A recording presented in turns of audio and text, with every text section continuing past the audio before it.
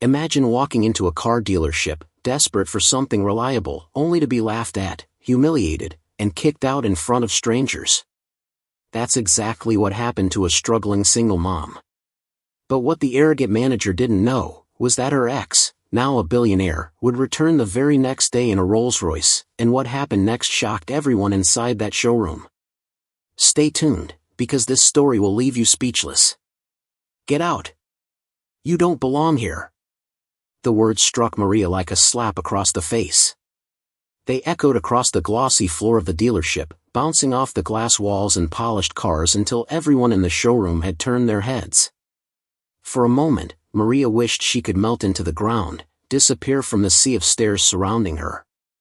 She stood frozen in the middle of the bright showroom, clutching her small worn-out purse with trembling hands.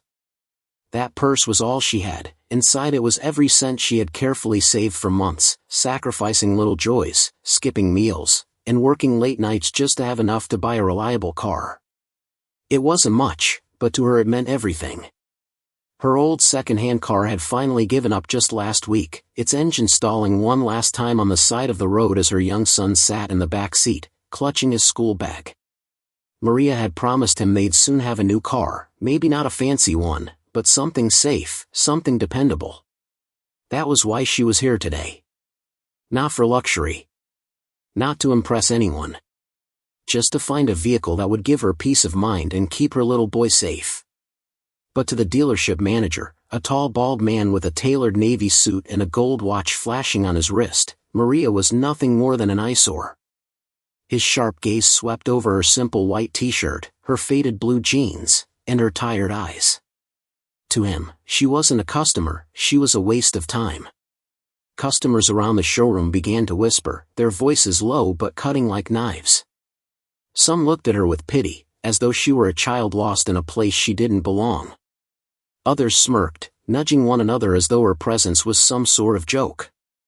A young couple shopping for a luxury SUV shook their heads, the man muttering, "What's she even doing here?"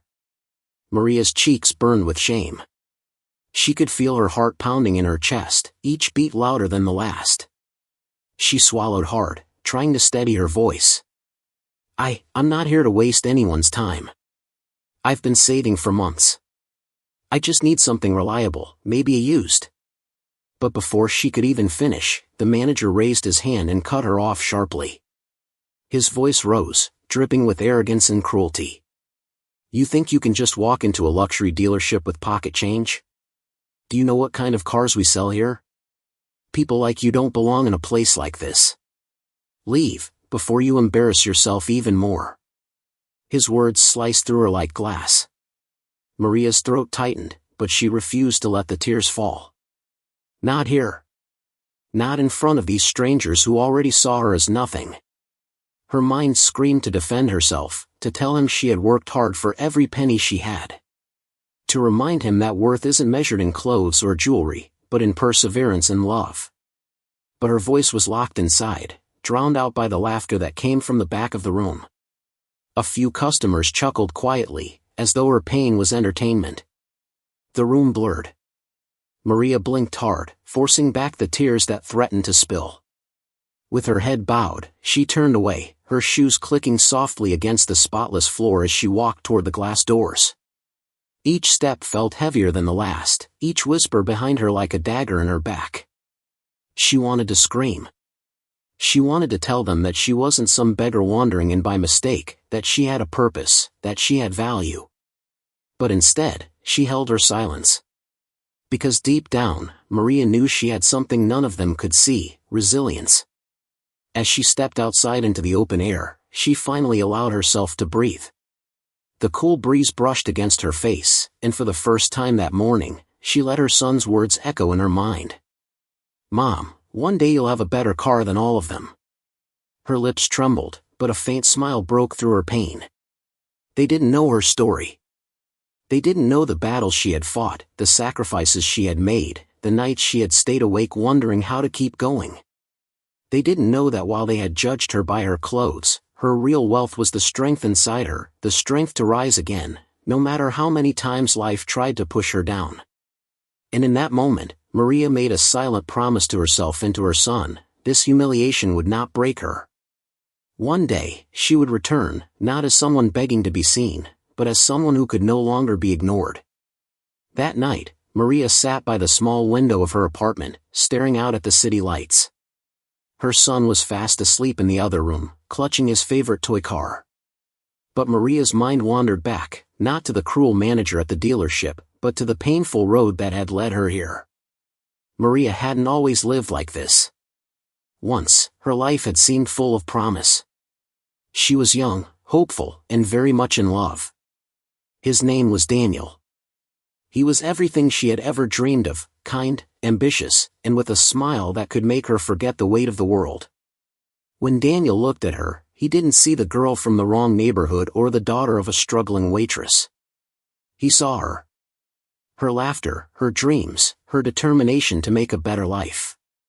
But love doesn't always win against the harsh realities of status and money.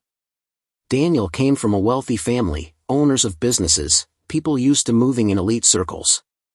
From the moment they learned about Maria, they disapproved. To them, she was beneath him. His mother sneered at her simple clothes. His father reminded him of the family's reputation. "She'll drag you down," they warned him. At first, Daniel resisted. He promised Maria that nothing would come between them, that love was all they needed. For a while, she believed him. She believed in late-night drives, whispered promises, and the dream of building a future together. But dreams can crumble quickly under pressure. The breaking point came when Maria discovered she was pregnant. She expected Daniel to stand by her, to choose their little family no matter what his parents said.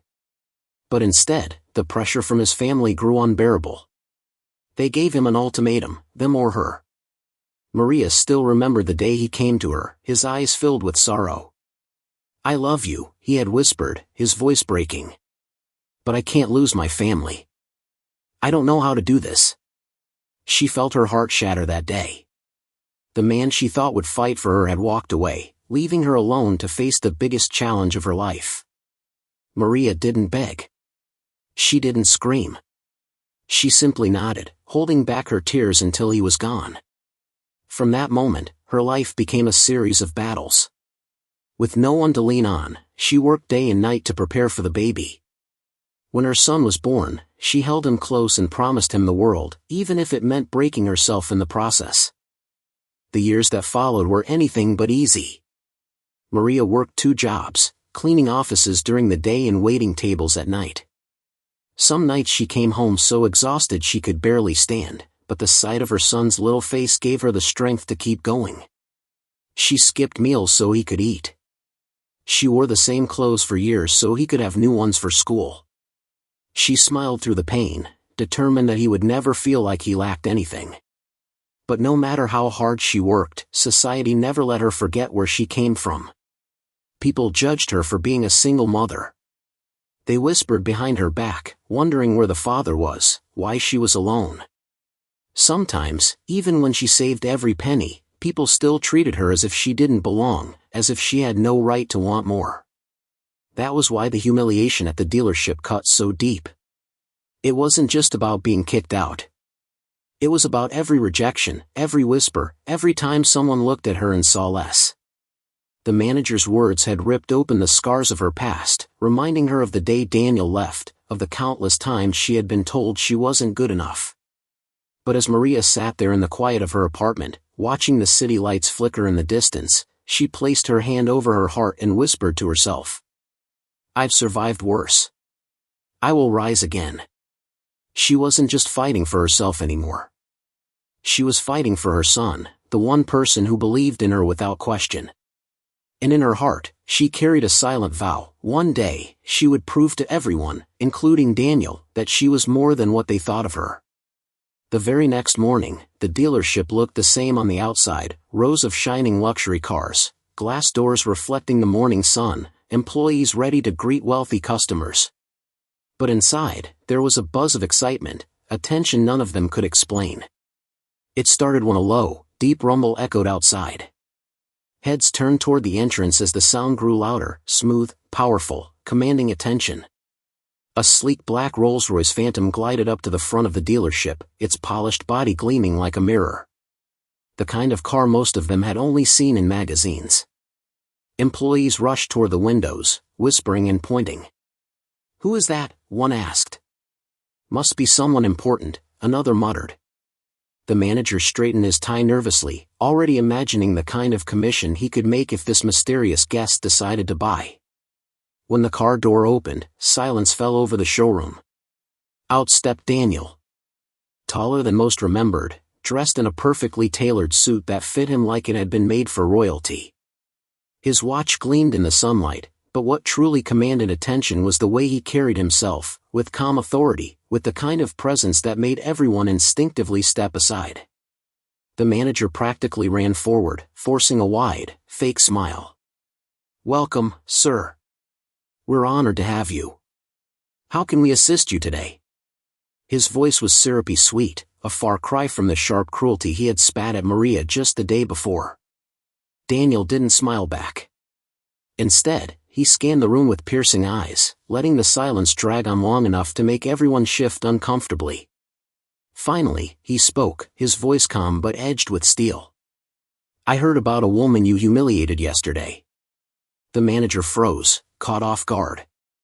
"A woman?" he stammered. "Yes," Daniel continued, his tone growing colder. "A single mom. She wore a white shirt and jeans. You told her she didn't belong here. Do you remember now?" The manager's face drained of color. His lips opened and closed like a fish gasping for air. Around the room, employees and customers exchanged uneasy glances. Some of them had witnessed the scene themselves. None had stepped in to defend her. Daniel took a slow step closer, his presence looming larger with each word. "That woman's name is Maria. And she's the mother of my son." The room went dead silent. You could almost hear the sound of hearts stopping. The same woman they had mocked, dismissed, and thrown out was connected to this powerful man who now stood before them. The manager's forced smile collapsed. Beads of sweat formed on his forehead. He had no words, no excuse that could save him from the weight of Daniel's glare. In that moment, the dealership no longer belonged to him. The balance of power had shifted. And everyone in that room knew it. Daniel's sharp gaze didn't leave the manager's face. The silence in the showroom was so heavy that even the ticking of the wall clock seemed loud. Every employee, every customer, waited nervously to see what would happen next. Then Daniel spoke again, his voice low but cutting through the air like a blade. "You judged her. You humiliated her. And you dared to treat her as if she was worthless. But let me tell you something, Maria is worth more than this entire dealership." The manager swallowed hard, his arrogant expression replaced with fear. "Yes, sir, please, there must be some misunderstanding." Daniel raised a hand, silencing him instantly. He reached into his jacket pocket, pulled out a sleek leather folder, and tossed it onto the nearest desk. Inside were signed documents, proof that this dealership was no longer the property of the man standing before him. Gasps erupted across the showroom. Employees leaned in to see. The words were clear, Daniel had officially acquired the dealership. This, Daniel declared, pointing at the papers, was already in motion. "But after what you did to Maria yesterday, I made sure the deal closed faster. As of this morning, I own this place." The room erupted in whispers. Customers who had once mocked Maria now looked shocked. Employees stood frozen, their loyalties shifting in an instant. And the manager, his face flushed red, his mouth opening and closing without sound, looked like the ground had been ripped out from beneath him. Daniel turned toward the glass doors. Slowly, the Rolls-Royce outside came into view. A moment later, the passenger door opened. Out stepped Maria. She looked hesitant, her steps slow, as if she didn't believe she belonged here. The memory of yesterday's humiliation still lingered in her heart. But Daniel walked toward her and offered his hand, his eyes softening when they met hers. "Maria," he said gently, loud enough for everyone to hear, "you deserve to be here more than anyone. This place is as much yours as it is mine." Maria's eyes widened, her heart pounding. She glanced around the showroom, at the very people who had laughed at her, at the manager who had thrown her out, and at the luxury cars she once thought were out of her reach. Daniel guided her inside, his presence protective and commanding. Facing the stunned employees, he continued. From today forward, this dealership will not judge people by their clothes or the size of their wallet. We will treat every person who walks through those doors with respect. And anyone who cannot follow that rule, his eyes landed on the manager, has no place here. 2 security guards stepped forward. The once proud manager, who only yesterday had barked orders and mocked Maria, was escorted out like a disgraced employee. His protests meant nothing. His power was gone. Maria stood silently, still processing the whirlwind of emotions. Humiliation had turned into vindication. Weakness had turned into strength. And the very place where she had been insulted was now hers to stand tall in. For the first time in years, Maria felt seen, not as a poor single mom, not as someone who didn't belong, but as a woman worthy of respect. The dealership that once echoed with laughter at Maria's expense now buzzed with a very different energy. Where she had once been dismissed and humiliated, she now stood proudly beside Daniel, the new owner. The same people who had mocked her yesterday now couldn't meet her eyes. Maria felt her heart race as she walked across the marble floor. Just 24 hours earlier, she had been forced out of this very building with her dignity in shreds. Today, she returned not in defeat but in triumph. Employees who had turned their backs on her yesterday were now rushing to greet her with forced smiles. Their voices carried words of respect, but Maria could see the shame in their eyes. They remembered how they had looked at her, how they had judged her for her clothes, her purse, her appearance. But Maria didn't seek revenge. That wasn't who she was. What she wanted was something deeper, something more powerful, respect. Daniel placed a reassuring hand on her shoulder. You don't need to prove anything to them, he whispered. You've already won. And he was right. The victory wasn't just about the dealership. It wasn't about showing off wealth or power. It was about rewriting the story that others had tried to write for her. For years, she had been underestimated, overlooked, and treated as though she didn't belong. But now, in the same place where she was once broken, she stood whole. Later that evening, Maria sat inside the Rolls-Royce with Daniel and their son. The boy's eyes sparkled with excitement as he ran his fingers over the smooth leather seats. Mom, he exclaimed, I told you one day we'd have a better car than all of them. Maria laughed softly, tears welling in her eyes. Yes, sweetheart, she whispered, you were right. Her son's innocent joy was worth more than the polished cars and shiny floors. For him, this was proof that his mother was stronger than the world's cruelty. For Maria, it was confirmation that every sacrifice she had made, the sleepless nights, the double shifts, the years of struggle, had all led to this moment. The next day, word spread across the city. Customers who had once ignored her now sought her out, asking for her advice, her opinion. Employees who had laughed now listened when she spoke. The humiliation of yesterday had transformed into a respect that could never again be taken away. And the manager who had thrown her out. He was gone, his arrogance replaced by silence, his pride shattered.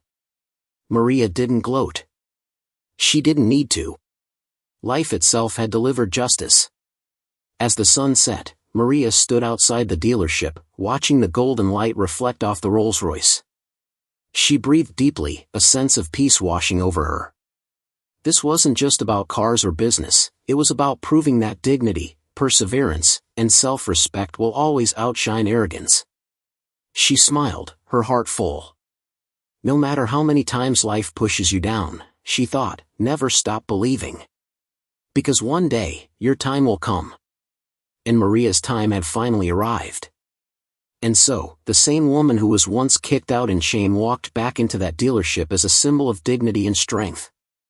Life has a way of turning pain into power, and Maria's story proves that no one can decide your worth but you.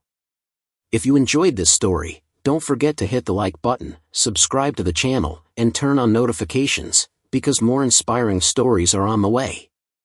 Thanks for watching.